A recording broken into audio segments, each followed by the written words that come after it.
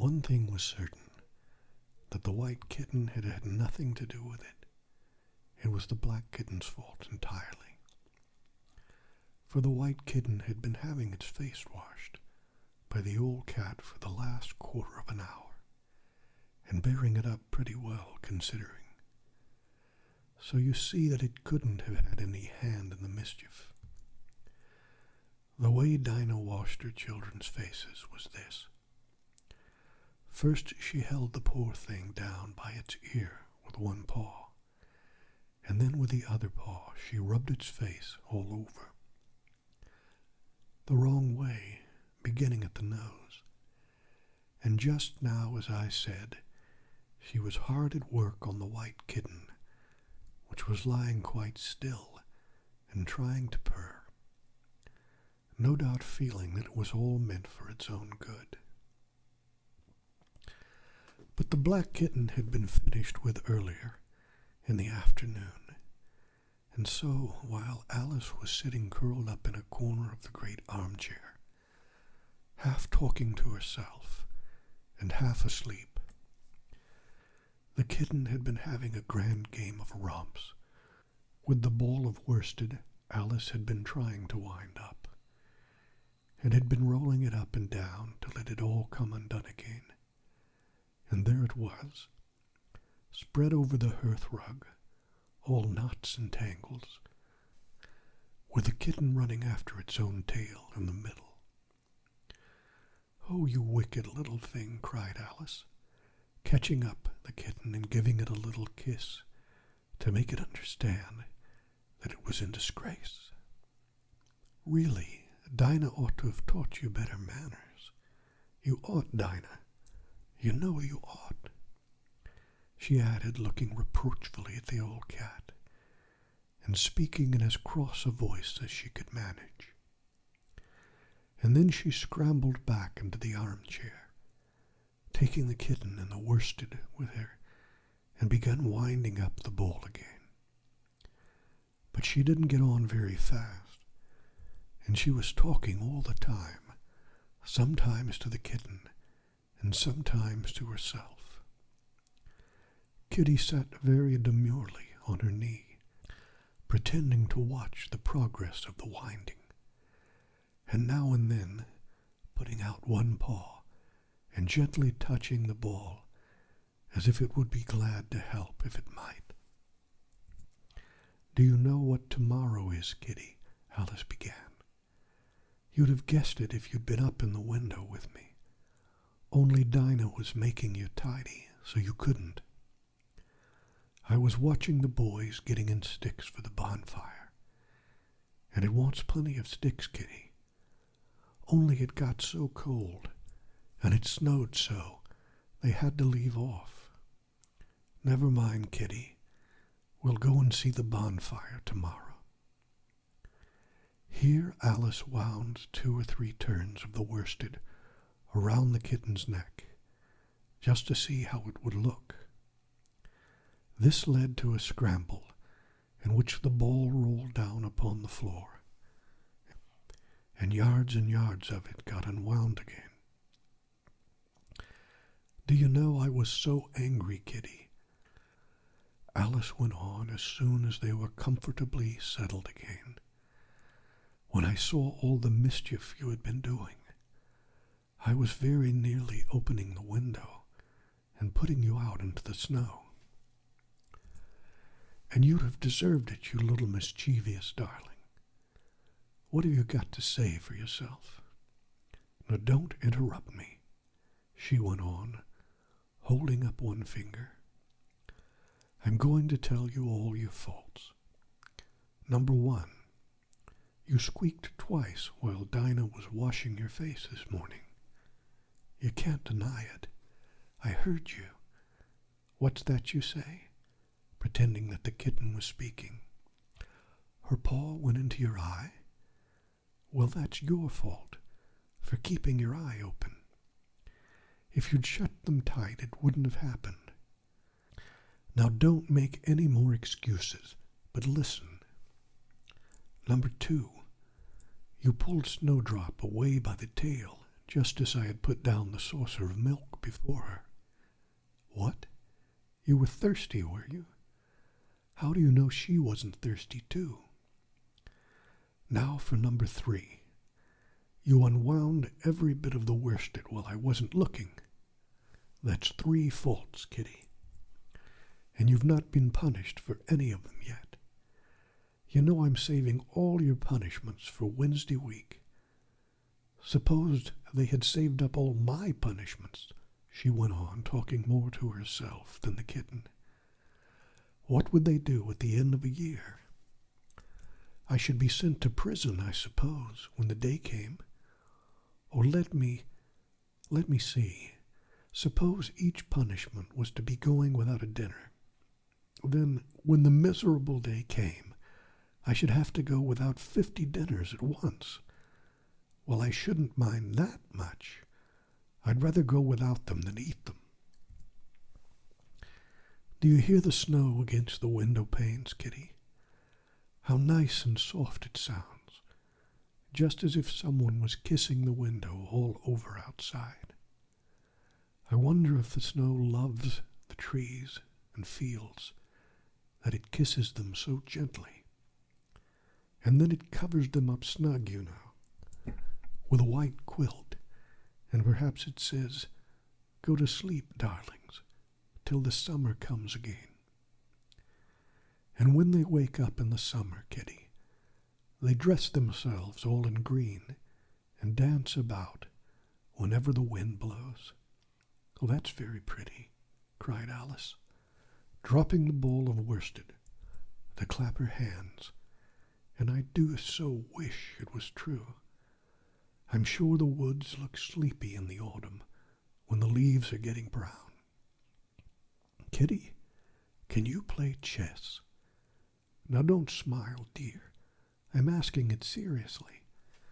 Because when we were playing just now, you watched just as if you understood it. And when I said check, you purred. Well, it was a nice check, Kitty. And really I might have won if it hadn't been for that nasty knight that came wiggling down among my pieces. Kitty, dear, let's pretend.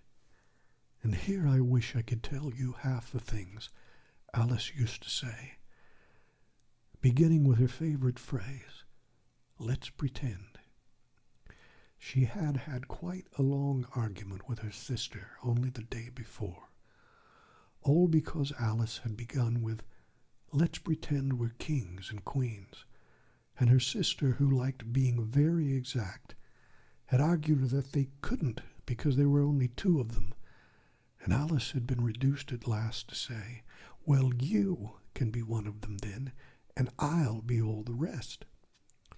And what she had really frightened her old nurse by shouting suddenly in her ear, Nurse, do let's pretend that I'm a hungry hyena and you're a bone. But this is taking us away from Alice's speech to the kitten. Let's pretend that you're the Red Queen, Kitty. Do you know, I think if you sat up and folded your arms, you'd look exactly like her. Now do try, there's a dear. And Alice got the Red Queen off the table and set it before the kitten as a model for it to imitate. However, the thing didn't succeed, principally, Alice said, because the kitten wouldn't fold its arms properly. So, to punish it, she held it up to the looking-glass, that it might see how sulky it was. And if you're not good directly, she added, I'll put you through into the looking-glass house. How would you like that?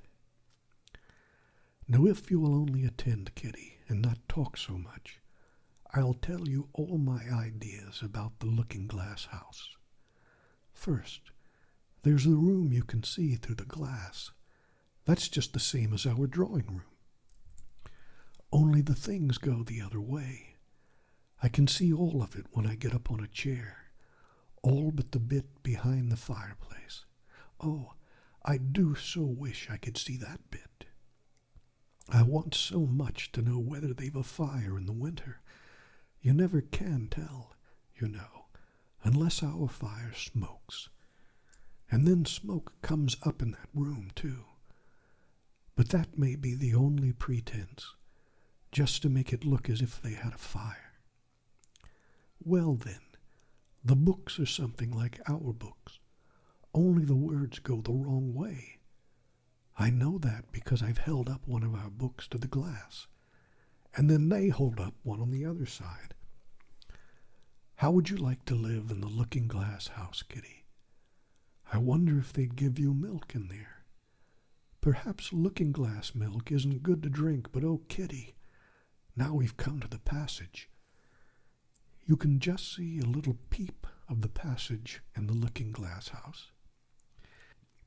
If you leave the door of our drawing room wide open, and it's very like our passage as far as you can see, only you know it may be quite different on beyond. Oh, Kitty, how nice it would be if we could only get through into the looking-glass house. I'm sure it's got, such beautiful things in it. Let's pretend there's a way of getting through into it somehow, Kitty. Let's pretend the glass has got all soft like gauze, so that we can get through. Why, it's turning into a sort of mist now, I declare. It'll be easy enough to get through.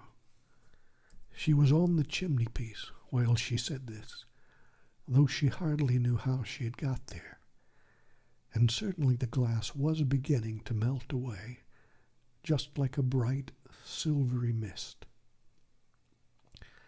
In another moment Alice was through the glass and had jumped lightly down onto the looking-glass room.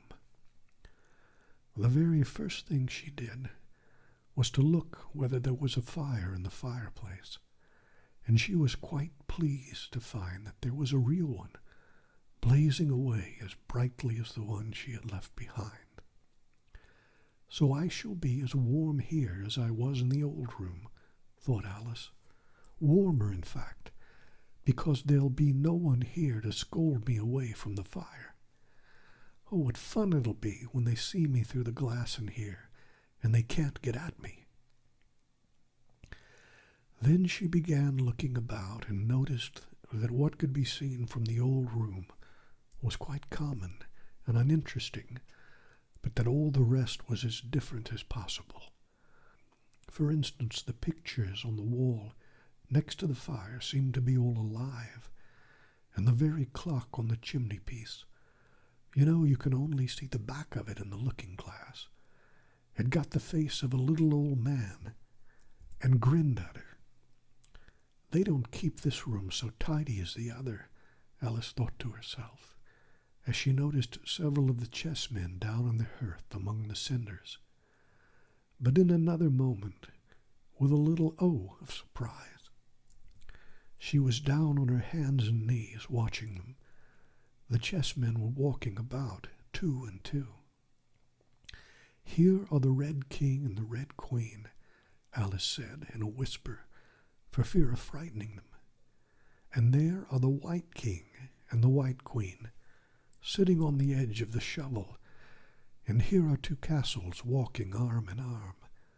I don't think they can hear me, she went on, as she put her head closer down, and I'm nearly sure they can't see me. I feel somehow as if I were invisible. Here something began squeaking on the table behind Alice and made her turn her head, just in time to see one of the white pawns roll over and begin kicking. She watched it with great curiosity to see what would happen next. "It is the voice of my child, the White Queen," cried as she rushed past the king, so violently that she knocked him over among the cinders. "My precious Lily, my imperial kitten," and she began scrambling wildly up the side of the fender. "Imperial fiddlestick," said the king, rubbing his nose, which had been hurt by the fall. He had a right to be a little annoyed with the queen, for he was covered with ashes from head to foot. Alice was very anxious to be of use, and as the poor little Lily was nearly screaming herself into a fit, she hastily picked up the Queen and set her on a table by the side of her noisy little daughter. The Queen gasped and sat down. The rapid journey through the air had quite taken away her breath, and for a minute or two she could do nothing but hug the little Lily in silence. As soon as she had recovered her breath a bit, she called out to the White King, who was sitting sulkily among the ashes, "Mind the volcano." "What volcano?" said the king, looking up anxiously into the fire, as if he thought that was the most likely place to find one. "Blew me up," panted the Queen, who was still a little out of breath. "Mind you come up, the regular way. Don't get blown up." Alice watched the White King as he slowly struggled up from bar to bar, till at last she said, "While you'll be hours and hours getting to the table at that rate, I'd far better help you, hadn't I?" But the king took no notice of the question. It was quite clear that he could neither hear her nor see her. So Alice picked him up very gently and lifted him across more slowly than she had lifted the Queen, that she mightn't take his breath away.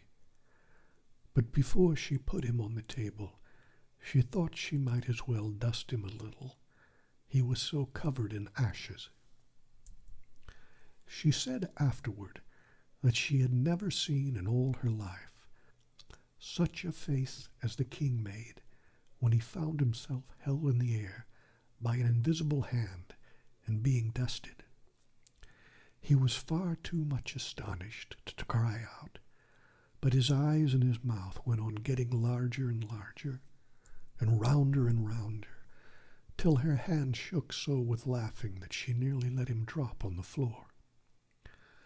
"Oh, please don't make such faces, my dear," she cried out, quite forgetting that the king couldn't hear her. "You make me laugh so that I can hardly hold you. And don't keep your mouth so wide open. All the ashes will get into it.